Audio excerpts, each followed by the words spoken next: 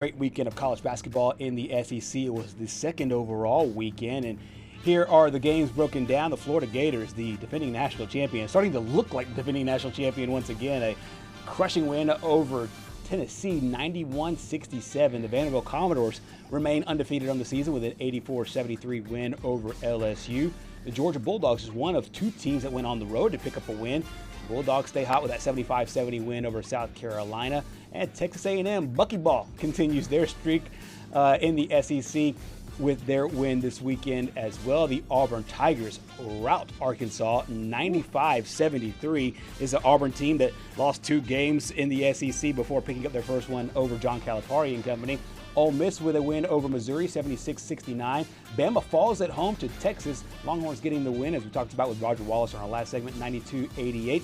And the Kentucky Wildcats defend Rupp Arena after Missouri came in there with a win. They knock off Mississippi State. They scored 92 points there in that one. Which ones are the ones that kind of stick out your way after we now have the second weekend of games and now teams have played 3 conference games? You know, I think the first one of the day, the Florida-Tennessee game, really stuck out in my mind because we had talked all week last week about how Florida's guard play just hasn't been what they've paid for these guys to be. And, well, what do you know? Boogie Flandy cuts his hair, and then all of a sudden, you know, he's a new guy, just dropping, I believe it was 20-plus points in a home win. And, I mean, they dominated from start to finish. But another team that dominated from start to finish was Auburn. And that's right. We had talked about last week as well. It was like, what can we expect from this Auburn team moving forward? And I honestly think Keyshawn Hall has started to live up to some of these expectations that Auburn put on him. I think Stephen Pearl, he challenged these guys in practice last week.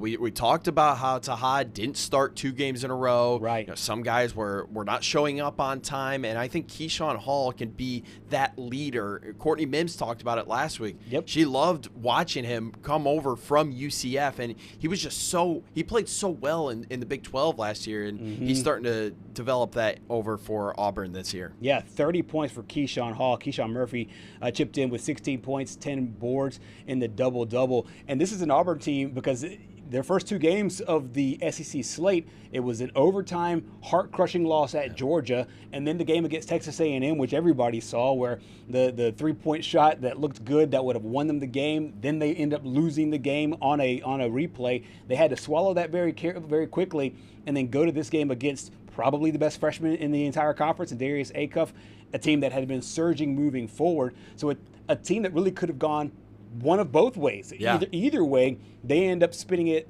forward in their direction because there's a lot of teams who would have crumbled after losing, 2 games by a combined, 4 points? 4 or 5 points there when they lost to Georgia and to Texas A&M. But this is a really interesting team as they continue to go. Rebounding was a big thing for them, and this is an Auburn team having to find some production that is not named Janai Broome and not named some of these guys that have been key contributors over the last few years. They're finding it so far. You mentioned Keyshawn Hall with the big day as well. Let's listen to Auburn head coach Stephen Pearl after the game. Yeah, I mean, it just gives you an opportunity to win the game. They had 33 missed shots and they only got 8 of them back. So that's, for a team that we thought was a really good offensive rebounding team, that's significant, and that's important, and it's something that we just got to continue to do because we're not huge on the inside, but we're a really good offensive rebounding team, and if we put bodies on bodies and we're able to check out, we can be a pretty good rebounding team. Now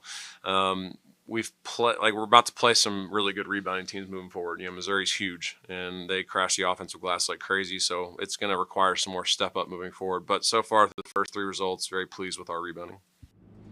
I think this speaks more mentally for what Auburn can do this year because it's one thing to believe it, but there's another thing to be able to put it on the court. And this wasn't like some kind of fluke win. They came out and dominated a very good basketball team. Do you think this helps them turn the corner? Well, I do, because when you look at their record right now, they sit at 10-6, but they don't have a bad loss this season. And I think that's the one thing that sticks out to me. The first one was against number 1 Houston at the time. Then they lost to Michigan. You could say that was a bad loss just based on how much they lost by. They lost by 30, but up until Saturday, Michigan, in my eyes, was the best team in the country by far and away. And it took Wisconsin, just eating their Wheaties in the morning and hitting all those threes. I mean, goodness. Yeah. We'll talk about that here in a minute. But after that, it was Arizona, Purdue, and then the 2 games in SEC play, Georgia and Texas A&M. all of those teams are squarely in the mix to make the tournament in March. So, I mean, you don't have a bad loss. You would have liked to see them win some of those games so that way you could build that resume. But at the same time, it's not like you're losing quad 3, quad 4 games that could really tank your tournament chances. Right. Yeah, first quad 1 win so far this season against John Calipari and company. Meanwhile, Calipari and company actually looking now for some answers as they move forward in the season. This is a team, because they're led by a young guy, they're going to have some ups and downs. We've seen this from John Calipari. And less than a month ago, he was talking about having to play 8th grade basketball. Then they go out and get some of these major wins. John Calipari, never short for words. He spoke on the plains after the loss. We got to have fun, and I told him, you got to take responsibility. I mean, we had a great practice and had a great shoot around. So I felt really good until I watched the game unfold. And I saw that they were beating us to every loose ball, every 50-50 rebound. No, 80-20 toward us, they still got the ball. They were 12 rebounds up on us at half. Well, what? You can't win that game. And so no assist. I mean, we ended up playing it wasn't us, but you know what? This stuff happens. It happened to us last year. We got it going, and we went somewhere, I think South Carolina, and we were down 35. So this happens. They're not machines. They're not robots. And give Auburn credit. The way they played, we're a lane touch team. Who was the lane touch team today? We're not a team that tries to shoot 33s. Who did that today? Us.